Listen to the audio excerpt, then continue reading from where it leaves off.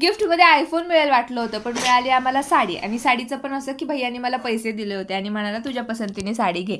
आता माझ्या नणंदबाई पण इथेच आहेत, त्यामुळे आमच्या तिघींचं मिळून शॉपिंग करायला जायचं प्लॅन ठरलं. त्यामुळे सकाळी सगळं काही लवकर आवरून आम्ही मार्केटमध्ये गेलो. आणि साडी घ्यायची तर बाजूलाच, आमचे निम्मे पैसे तर इथेच खर्च होऊन गेले. आता अभि वगैरे घरीच होता, त्यामुळे मुलांचं तर काही टेन्शन नव्हतं. आणि खरेदी करायला गेलं की टाईम कसा निघून जातो काही समजतच नाही. त्यात एवढा मोठा पाऊस सुद्धा आला होता, त्यामुळे यायला तर आम्हाला खूप जास्त उशीर झाला. घरी आल्यानंतर म्हटलं चला आज काहीतरी बनवूयात, त्यामुळे नूडल्सचा मी प्लॅन बनवला होता. आणि घरी बनवलेल्या नूडल्सला असे स्मोकी इफेक्ट येत नाही का नाही, त्यासाठी एक मस्त अशी ट्रिक मी तुमच्यासोबत शेअर करते.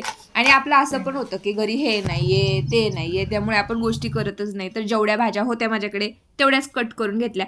आणि जी लोखंडी कढई आहे ना, यानेच खरं तर तो स्मोकी इफेक्ट येतो. मी नेहमी नूडल्स बनवण्यासाठी ही मोठीच कढईचा वापर करते, कारण हलवण्यासाठी पण ते बरं पडतं. नूडल्स आधीच बॉईल करून मी तासभर तर ते फ्रीजमध्ये ठेवून दिले होते, सगळे सॉसेस वगैरे त्यामध्ये घातले. अजिनोमोटो म्हणतात की चांगलं नाही खाल्लेलं, पण कधीतरी चालतं, त्यामुळे ते सुद्धा घातलं. आणि थोडेसे ते नूडल्स मिक्स केले ना, मी नंतर बाजूला काढून घेते. त्यानंतर खूप ही धूर निघेपर्यंत कढई तापवून घेते आणि पुन्हा हे नूडल्स त्यामध्ये टाकून हलवते. त्याने काय होतं, एकदम मस्त नूडल्सला स्मोकी इफेक्ट येतो.